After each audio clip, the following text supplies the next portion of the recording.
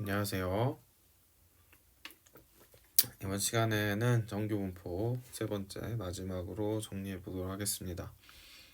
이항 분포는 이산 확률 변수에서 중요한 예시였고, 정규 분포는 연속 확률 변수에서 가장 중요한 예시죠. 이 둘 사이에 관계가 있는데요. 이 부분은 엄밀하게 공부하면 대학교 이상의 내용이 필요하기 때문에 그냥 고등학교 수준에서는 받아들이는 것으로 하겠습니다. 그래서 뭘 받아들이시면 되냐, 이 말을 받아들이시면 돼요. n이 충분히 크면 이란 말이죠. 이항 분포는 우리가 바이노미얼 디스트리뷰션이라 해서 안 적으셔도 됩니다. 자, 여기는 n, p, 여기 횟수 들어오고요. 근데 확률 들어왔죠. 그런데 이 상황에서 n이 충분히 크면 어떻게 바뀔 수 있냐면 얘가 정규 분포를 띈다. 그랬을 때 여긴 평균이 들어가야 하고 이 자리에는 잘 아시겠지만 분산이 들어가야 되죠. 그래서 정규 분포에서 평균은 np고 분산은 np 1-p 즉 q였기 때문에 여기에 np하고 npq를 적어주면 된다. 이게 답니다. 그래서 이렇게 되는데 우리가 딱 한 가지 n이 충분히 크면 이게 성립한다라는 걸 받아들이시면 돼요. 그래서 n이 충분히 크다라는 것은 np, nq가 모일 때를 뜻한다. 이런데 이건 참고만 하시고요. 문제 풀 때는 그냥 이 공식을 활용해서 문제를 푸시기만 하면 됩니다. 그래서 그림을 보시면 이제 n이 충분히 크다 하는 건 뭘 의미하냐? n의 값이 커지고 있죠. n이 10, 30, 50 이렇게 커지고 있어요. 즉 우리가 어떠한 이항 분포가 주어져 있을 때 n 값이 작으면 그때는 이런 식으로 좀 무질서한 형태가 나타나지만 n 값을 충분히 키우게 되면 이 쉐입이 벨 쉐입으로 간다는 거죠. 그래서 우리가 뭐 어떤 일이든지 충분한 표본이 모이면 그 표본이 정규 분포를 띠려는 경향성이 있거든요. 항상 다 그런 건 아니지만 어쨌든 우리가 이 고등학교 수학에서는 그 정도로 생각하시면 되겠습니다. 그래서 우리가 앞에서 뭐 큰 수의 법칙 이런 것도 배웠었는데 그냥 그거의 일환이라 생각하시고 수가 충분히 커지면 이렇게 정규 분포 모양을 띈다 이렇게 받아들이시면 돼요. 물론 현실에선 굉장히 다양한 변수가 적용이 됩니다. 그래서 여러분이 보는 다양한 시험들도 이 n 즉 규모가 어느 정도 커지다 보면 대부분 벨 쉐입을 띠게 되고 이걸로 예측을 할 수가 있거든요. 여러분의 평균, 여러분이 모인 집단의 평균과 표준 편차만 알면 여러분의 점수 또는 수치가 대체적으로 이 벨 쉐입이 어디에 속하는지를 다 유추할 수가 있습니다. 예시를 가지고 문제를 보면 지금 이항 분포인데 n이 충분히 크죠. n이 충분히 크면 얼마인가요? 이건 크게 고민하실 필요가 없는 게 문제에서 이게 정규 분포를 이용하라라고 알려줍니다. 그러면 자연스럽게 얘가 정규 분포랑 관련이 있구나, 즉 n 값이 충분히 크구나라고 여러분이 생각하면 되죠. 여러분한테 n이 충분히 큰지를 판단하라, 따지라 하지 않습니다. 당연히 소수령 문제를 낼 때도 이런 점을 다 고려해서 문제에서 다 제시를 해줘야겠죠. 그래서 우리는 그냥 얘가 n이 충분히 큰 상황이라고 판단하시고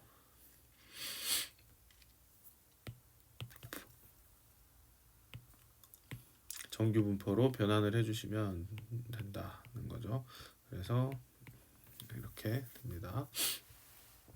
얘가 p고요. 그러면 q도 2분의 1이죠. 그래서 다음과 같이 나타낼 수 있다. 문제를 뭐 이건 쉬우니까 여러분이 해보시고요. 문제를 바로 풀죠. 문제는 앞에서 우리가 풀었던 것과 동일합니다. 다만 이게 이항 분포로 표현이 된다. 즉 여기서는 평균이나 분산 같은 것을 여러분 직접 구하셔야 한다는 거죠. 동전 던지기를 64번 한대요. 정규 분포표를 이용하라는 걸 보니까 이 수는 충분히 큰 수라고 판단하는 겁니다. 자, 앞면이 30번 이상에서 34번 이하로 나온다. 자, 그러면 지금 앞면이 나오는 수를 이산 확률 변수로 잡고 이산 확률 변수지만 이 n 값이 충분히 크기 때문에 얘를 정규 분포로 해석을 할 수 있다. 즉 연속 확률 분포처럼 연속 확률 변수처럼 해석할 수 있다라는 거죠. 식을 잘 쓰셔야 되는데 p 30 이상 x 34 이하로 해석을 해 주셔야겠죠. 앞면이 나온다는 것은 그때의 확률은 2분의 1이니까 이 친구는 바이노미얼 디스트리뷰션 64번을 했을 때 2분의 1의 확률로 계산을 합니다. 충분히 크기 때문에요. 32 이렇게 보시고 MPQ 그러면 여기 16이니까 4의 제곱. 여기까지를 빠르게 잘 적으실 수 있어야 돼요. 다시 여기 들어가는 거 각각 잘 보십시오. 여긴 평균이 들어가고 여긴 분산이 들어가죠. MP, MPQ 해서 구하는 겁니다. 이렇게 노멀 디스트리뷰션으로 만들어 놓고 나면 이제 스탠다드 이 노멀 디스트리뷰션으로 우리는 계산을 해주는 거죠. 다시 우리는 내가 받은 데이터가 있어요. 얘를 해석을 해야 되는데 얘를 표준화해서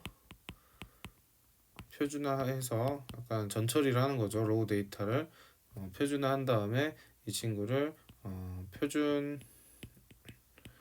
정규 분포 표 이미 계산된 표준 정규 분포표를 가지고 계산 또는 해석을 해준다는 거가 핵심이에요. 표준화를 한 다음에 표준화된 데이터를 정규 분포표로 해석하고 다시 데이터로 돌아가는 것, 이게 이 단원에서 우리가 계속 공부하고 있는 거죠. 그러니까 노멀 디스트리뷰션 32랑 4의 제곱자리를 우린 표준화를 합니다. 표준화를 해서 표준 스탠다드를 만들어 주는데, 그럼 이제 g를 이거 바꾸셨던 거 기억하죠? g는 x-m 나누기 시그마, 이 공식을 활용하셔가지고 변환을 시켜주는 거죠. 이거의 의미는 결국에는 내가 지금 주어진 데이터의 변수가 평균으로부터 얼마만큼 벗어났냐의 얘기가 된다고 했습니다. 그래서 이 문제를 식으로 다 계산해 주셔도 되는데 솔직히 식으로 할 문제 수준이 아니죠. 그냥 얘는 이제 다 어떻게 바꿔주면 좋아요. P 30은 32 기준으로 이만큼 적어진 거니까 마이너스 0.5입니다. 그러니까 표준 편차 몇 개 빠졌냐 이걸로 해석해 주는 게 좋다고 말씀드렸죠. 34는 32에서부터 0.5만큼 추가된 녀석입니다. 식으로 물론 계산해 주셔도 됩니다. 식으로 계산은 이렇게 하는 거죠. 그리고 이제 표준화했으니까 표준한 걸 표준 정규 분포표에서 해석을 해줍니다. 이 테이블을 이용하시면 여기 지금 벨 쉐입에서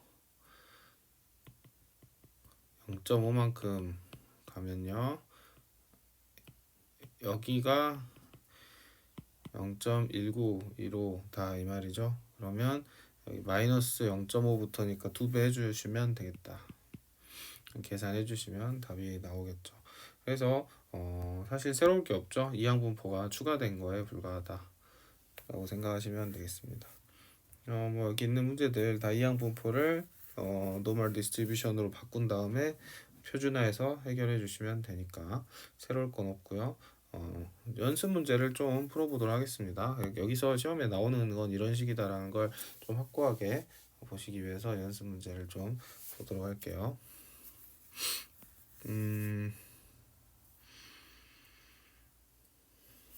6번을 한번 볼까요? 자, 이렇게 문제를 보시면 자, 정규분포를 따른다고 했고 새로운 변수에 대해서 얘기하고 있죠. 그럼 새로운 변수를 줬을 때도 어떻게 한다? 우리가 연속 확률 변수에서도 평균을 구할 수 있어요. 실제 공식을 가지고. 그리고 그 공식을 적용을 해서 분산도 구할 수 있었습니다. 그렇기 때문에 앞에서 우리가 이산 확률 변수에서 배웠던 법칙이 다 성립하는데, 자, 여기 평균이 50이었잖아요. 얘가 이거였어요. 그러면 이 친구도 우리가 계산할 수 있죠. 그러면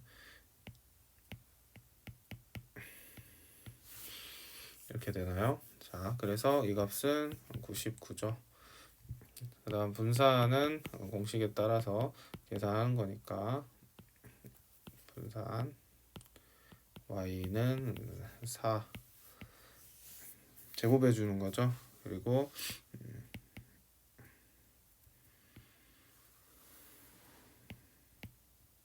자꾸 이상하게 쓰네. vx죠. 그러니까 vx가 지금 10이고 ex는 50이었죠. 그걸 이용을 하셔서 40이구나 라는 사실을 밝혀주시면 됩니다. 그래서 새롭게 y에 대해서 만들어진 정규분포는 99, 자 40이니까 죄송하네요. 400이죠. 여기가 100이죠. 100. 400이니까 20의 제곱이다. 이렇게 해놓고 이제 문제를 풀면 됩니다. 그러면 얘는 표준화로 나타내주면 지금 보시면 평균에서 10만큼 빠졌는데 그 0.5죠. 그래서 사실 얘가 99고 여기가 89인데 이 이하니까 얘를 표준화해주면 여기는 0이고 여기 마이너스 0.5겠네요.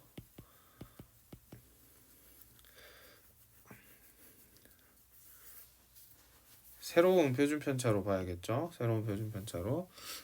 그렇기 때문에 0.5가 1915니까 0.5 빼기 1915 해주시면 답은 0.58 이렇게 되겠죠. 3085. 좀만 연습하시면 잘할 수 있을 거예요. 그래서 처음에는 좀 이게 어색할 수 있으니까 좀 문제를 풀어드리고 있습니다.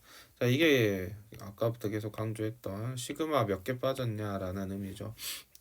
그럼 이 친구 같은 경우에는 지금 정확하게 시그마만큼 빠졌으니까 얘를 정규분포로 봤으면 정규분포 입장에서 여기가 k가 되는 거죠. 마이너스 k 이런 식으로 벨쉐입이 안 맞네요. 이쁘게 그리고 싶은데 자꾸 실패합니다. 끊어서 그려야겠다. 네. 그래도 실패. 어쨌든 대칭이다 라는 거죠. 그래서 이게 0.901이 나왔다는 건 여기 하나가 2분의 0.901이었다는 거죠. 그래서 이거겠네요. 어렵지 않게 풀 수 있겠죠? 이해를 잘 하셔야 합니다. 상황을. 8번 네, 이게 이제 가장 전형적인 거죠. 평균 주고 표준 편차 주고 그러면 얼른 이렇게 생각하시고 21kg 이상일 확률이라 했죠. 그러면 표준 편차 1.5 표준 편차를 1.5만큼 더 더해줘야 얘가 되잖아요. 그러니까 얘는 벨쉐입 입장에서 여기가 평균이었으면 여기가 지금 21 여기를 물어보는 거죠. 얘가 표준화하면 0이고 얘가 1.5 되겠습니다. 그래서 1.5 값이 이 친구니까 여기가 0.4332 그럼 얘는 8로 끝나는 게 답이 되겠죠. 이렇게 빠르게 계산하고 넘어가셔야 한다. 계속 강조하고 있습니다. 뭐 이건 똑같은 문제인 것 같으니까. 네, 이제 뭐 개수 구해라 하면 최종적으로 나온 그 확률에 이걸 곱해주면 되죠. 자, 10번 한번 보겠습니다. 또 5천면의 성적이 있는데 평균 노멀 디스트리뷰션에서 278, 41의 제곱 이렇게 되는 상황이고 합격자는 점수가 높은 쪽에서 114번째라고 할 때 이제 이걸 해석을 해야겠죠. 114번째가 결국엔 몇 퍼센트냐라고 해석을 해야 되는데 5,000명 중에 114번째니까 5,114 이렇게 되죠. 그러면 2 정도 곱해주면 만에 28 그러면 얘는 0.0 이런 거 계산할 때도 여러분이 헷갈리실 수 있잖아요. 어떻게 하시면 좋냐면 자 처음에 10분의 1을 생각해 보시면 0.1이죠. 이렇게 자릿수 하나 차이가 나면 소수점 이렇게 찍히는 거예요. 100분의 1이면 0.01이죠. 이런 느낌이라고 보시면 됩니다. 그럼 얘 같은 경우에는 지금 두 개 차이 나잖아요. 두 개 차이 나기 때문에 0.0228이다. 이렇게 계산하시면 되겠습니다. 헷갈리시더라도 이렇게 한번 생각을 해서 결론을 내면 되겠죠. 높은 쪽에서 114번째까지라고 했으니까 굉장히 합격하기가 어려웠네요. 자, 이렇게 될 것이고 여기가 0.0228이다 라는 얘기죠.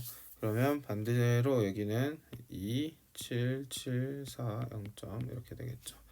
그럼 여기가 2.0이고 여기가 0이네요. 그 말은 이제 우리가 얘를 표준화했던 거니까 다시 원래대로 생각해 보면 평균이 278일 때 표준 편차 2개 더 가는 거니까 278 더하기 82가 되겠죠.